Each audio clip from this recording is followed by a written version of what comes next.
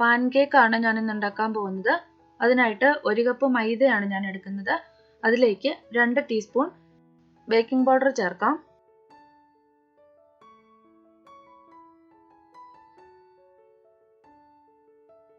ഇനി ഇതിലേക്ക് ആവശ്യമായിട്ടുള്ള വെറ്റ് ഇൻഗ്രീഡിയൻസ് എല്ലാം കൂടി നമുക്കൊന്ന് മിക്സ് ചെയ്യാം.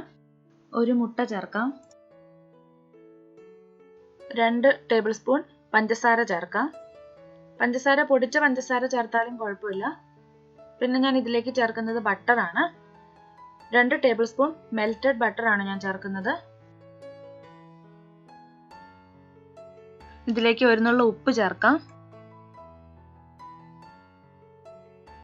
നന്നായിട്ട് മിക്സ് ചെയ്യാം.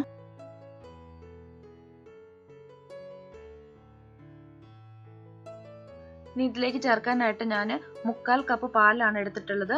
അത് കുറേശ്ശെയായിട്ട് നമുക്ക് ഒഴിച്ച് നന്നായിട്ടൊന്ന് മിക്സ് ചെയ്തെടുക്കാം. നമുക്കിതിലേക്ക് മൈദ ചേർക്കുമ്പം പാല് എത്രയാണോ ആവശ്യമുള്ളതെന്ന് വെച്ചാൽ അതനുസരിച്ച് വേണം ചേർക്കാനായിട്ട്.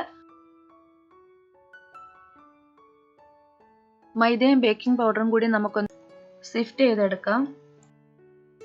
ബേക്കിംഗ് പൗഡറും മൈദയും കൂടി നന്നായിട്ടൊന്ന് മിക്സ് ആവുന്നതിന് വേണ്ടിയിട്ടാണ് നമ്മളിത് സിഫ്റ്റ് ചെയ്തെടുക്കുന്നത്. ഇനി നമുക്ക് ഒരു ഫോർക്ക് വെച്ചിട്ട് നന്നായിട്ട് ഇതൊന്ന് മിക്സ് ചെയ്യാം. ഇതൊന്ന് കട്ടയില്ലാതെ ഒന്ന് കലക്കിയെടുക്കാം.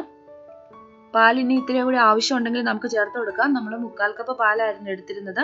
അത് മുഴുവനും ചേർത്തിട്ടില്ല.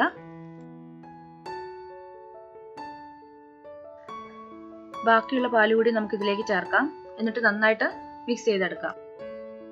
നമുക്കിതിലേക്ക് 1/4 ടീസ്പൂൺ വാനില എസൻസ് ചേർക്കാം. മുട്ടയുടെ സ്മെല്ലും ടേസ്റ്റും ഒന്നും ഉണ്ടാവാതിരിക്കാൻ വേണ്ടിയിട്ടാണ് നമ്മൾ ഇതിലേക്ക് വാനില എസൻസ് ചേർക്കുന്നത്.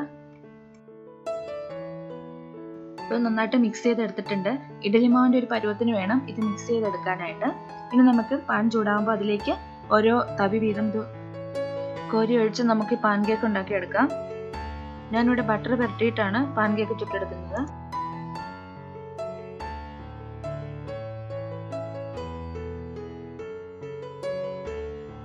പാൻകേക്ക് വെച്ചിട്ട് ഇത് പരത്തേണ്ട ആവശ്യമില്ല. അത് അങ്ങനെ തന്നെ ആ ഒരു പാകത്തിന് വന്നോളും.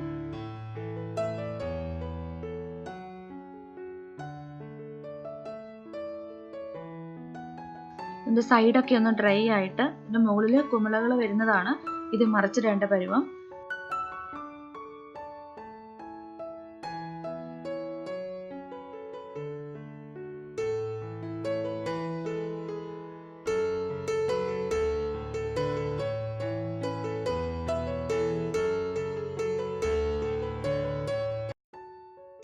ഇതിൻ്റെ മുകളിൽ കുമിളകൾ വന്നു തുടങ്ങിയിട്ടുണ്ട്. പിന്നെ ഇതിൻ്റെ അരികൊക്കെ ഒന്ന് ഡ്രൈ ആയിട്ടുണ്ട്. അപ്പം നമുക്കിനി ഇതൊന്ന് മറിച്ചിടാം.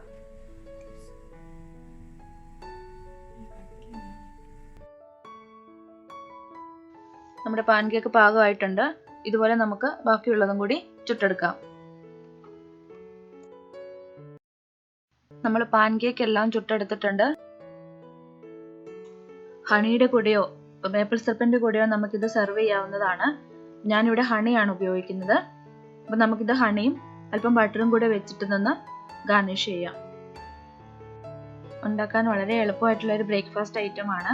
കുട്ടികൾക്ക് സ്കൂളിലേക്ക് സ്നാക്സ് ആയിട്ടൊക്കെ കൊടുത്തുവിടാനും കൂടി വളരെ നല്ലതാണ്. ഏതെങ്കിലും ഫ്രൂട്ട്സ് ഒക്കെ കട്ട് ചെയ്ത് വെച്ച് കൊടുക്കുകയാണെങ്കിൽ കുട്ടികൾക്ക് അത് വളരെ ഇഷ്ടപ്പെടും.